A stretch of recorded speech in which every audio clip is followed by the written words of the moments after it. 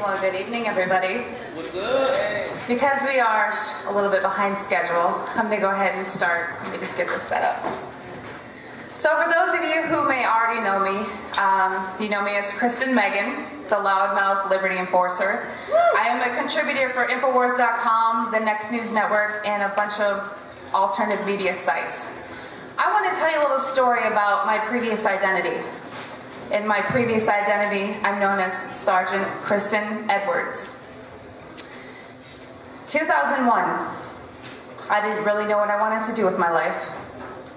And in 2001, I figured, you know what, I had heard about a bunch of my friends going into the military, and it seemed like they could get their college funded and do great things defending this nation. So in 2001, I rose my right hand to the Constitution to defend and uphold. And as ignorant as I was, that Constitution was just a subject in high school history. I hadn't read it. Throughout my career, I was stationed all over the nation, all over the world. I started out in England. My job was in bioenvironmental engineering. For those of you who don't know what that is, if you've ever heard of OSHA, anyone heard of OSHA? Yeah. I followed the health side. So my job was to ensure that everything that the Air Force was doing, that we were tracking the exposures for all military personnel as related to what was the Air Force doing, how did it relate to health, and what was the Air Force doing and how did it relate to environmental impact. I spent almost 10 years in the Air Force. I'd love to say it was the best 10 years of my life, but I'll tell you about one day that changed my life. My second base was in Oklahoma City at Tinker Air Force Base, Oklahoma. How many of you have heard about geoengineering or chemtrails? Yeah. Yes. How many of you have heard it's a crazy loon conspiracy theory? I just want to ask you guys one question. Do I look crazy to you? No. Did I talk to any plants or walk up here backwards, or am I wearing a tinfoil hat? I'm not crazy. Throughout my military career in the Air Force, I was made rank my first time. I had 4 stripes on my shoulder. I had medals like you couldn't believe. I was the exemplary Staff Sergeant United States Air Force. I actually was transferred from one base to another to do a special operation because of my stellar background. When I was at Tinker Air Force Base, Oklahoma, I heard about geoengineering, and I thought, oh, those crazy conspiracy loons. I'm sure we've all heard of Alex Jones from Infowars.com. Yeah. The man I once thought was a loon, wearing a tinfoil hat, living in a bunker, that I just shunned off as, you know, this guy doesn't get it. Did he strap on the uniform? Has he gone out there and defended his country? Well, it was around 2007 that I first heard about geoengineering. And I started to piece the puzzles together, like a spouse who thinks their husband or wife is cheating, when all the dots start to connect, right? Well, part of my job in bioenvironmental engineering was to approve hazardous materials that came on the base. So whether you were using a simple spray can of paint, or you were ordering an oil solvent to degrease airplanes, I sat at a computer and I approved those hazardous materials on base and tied them to a process and a building. Now, there are certain things we all know in the military that are classified, right? Yep. So even though I had a security clearance, it says a need-to-know basis. So when I started approving what is called an Air Force Form 3952, the approval of hazardous materials, and I started seeing barium, aluminum oxide, and strontium come on the base from a contractor whose name was not listed, which was not normal, I started to realize that those crazy tinfoil hat-wearing conspiracy theorists might not be so crazy. So in 2008, amongst myself, I lived about less than a mile behind the flight line at Tinker Air Force Base, Oklahoma, in Oklahoma City. And due to my background as an industrial hygienist and an environmental specialist, I conducted soil grid sampling and grade sampling. Those of you who may not be too privy to chemistry, you know that there's natural elements occurring in Earth. Aluminum is one of them. However, barium, radioactive, and strontium are not. So I conducted those samples and saw limits in my community that would make your head spin. And I started to realize that those peers within my professional community that were trying to wake those of us in the military up were right. So right when I decided, I was on the fence, should I re-enlist? I was pregnant, just so you know, with my now 9-year-old daughter, Nuggie. You'll see her walking around. And I thought, wow, this is my livelihood. Do I question this? Or do I re-enlist and move forward? Amongst my ignorance, I moved forward, and I re-enlisted again. I raised my right hand to the Constitution, which I had not read all the way through. So after Oklahoma City, Oklahoma, I got transferred to 90 miles south of here, Warner Robins Air Force Base. Anyone know where that is? Oh, Yeah, it's like the big hub here in Georgia to fund the military. There's a lot of civilians that work there. It's 85% civilianized, 15% military. While I was at Warner Robins Air Force Base, let me remind you, I mentioned earlier that I got transferred from one base to another due to my professional background. Because I was such a stellar NCO in the Air Force, they transferred me from one depot maintenance base to the other one in the Air Force, Warner Robins. While at Warner Robins Air Force Base, I thought I was defending my country on a home front, making sure that all those people that went out there, front line, were safe and protected from carcinogens, radiation, inhalation, drinking water, noise, all of it. My job was to protect them so they could be all they can be.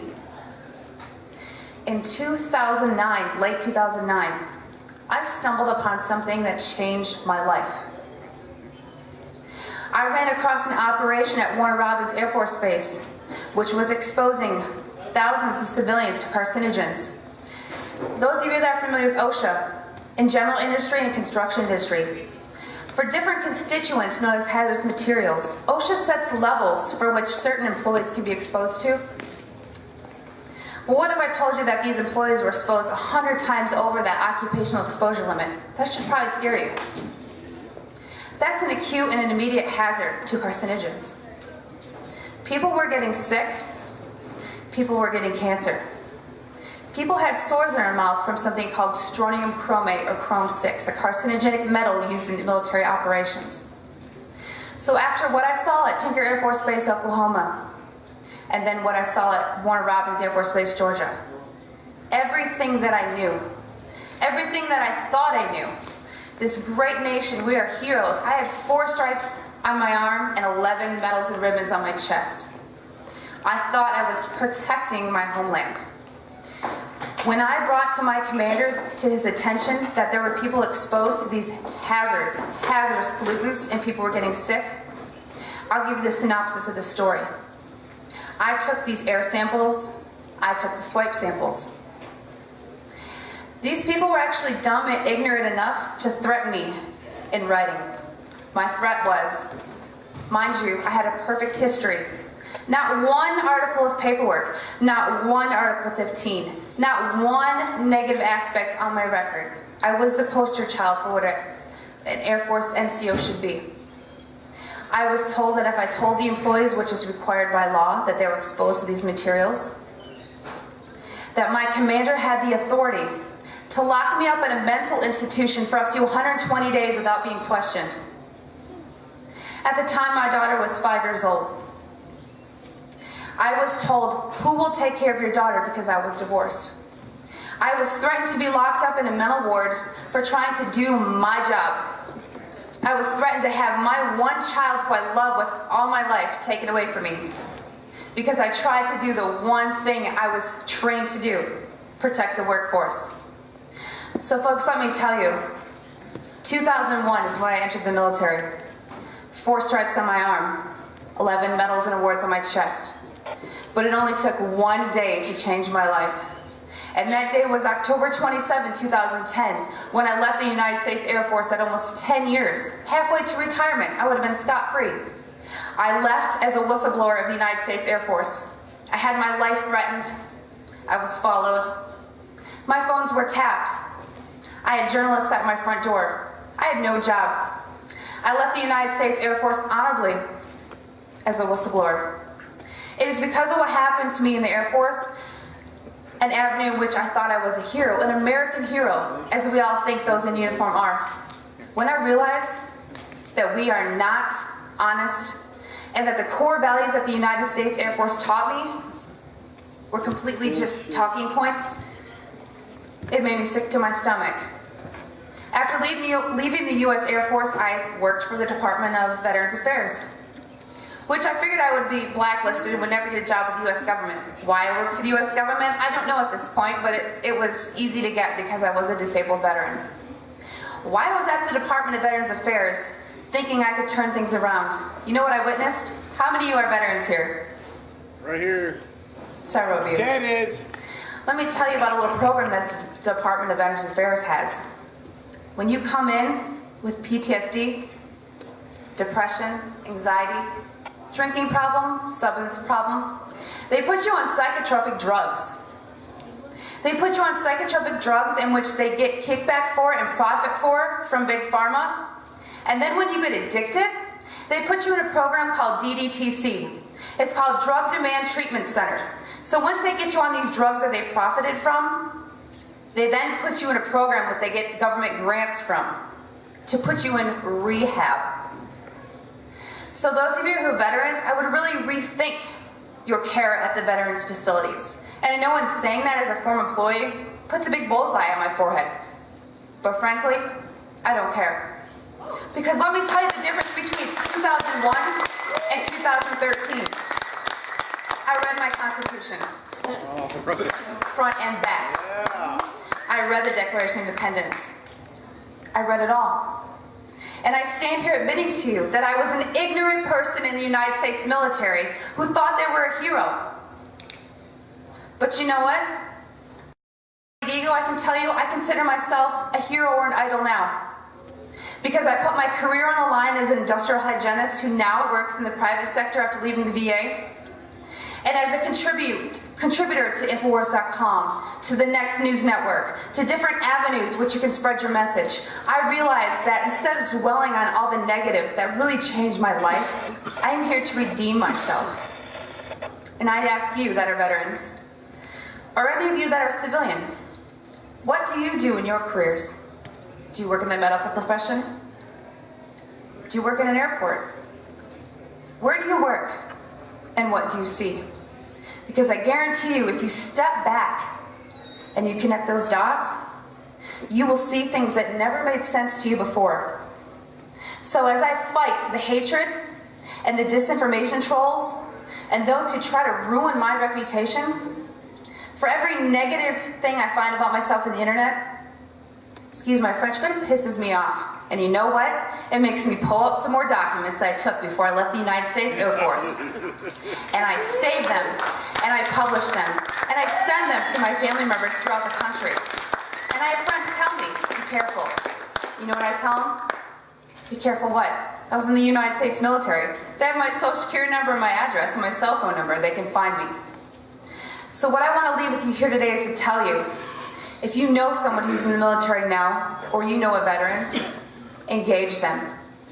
It's your due diligence. Whether you or not you agree with, quote, conspiracy websites like Infowars.com or Prison Planet, or whether you believe in geoengineering or chemtrails, please believe me because I saw it firsthand, okay? This is not what I want to be known for. It's a huge target on my back. I ask you to ask those veterans in your family or those friends and ask them to rise up, as Robbie Wells says. Do your part. Defend your nation. Join Oath Keepers.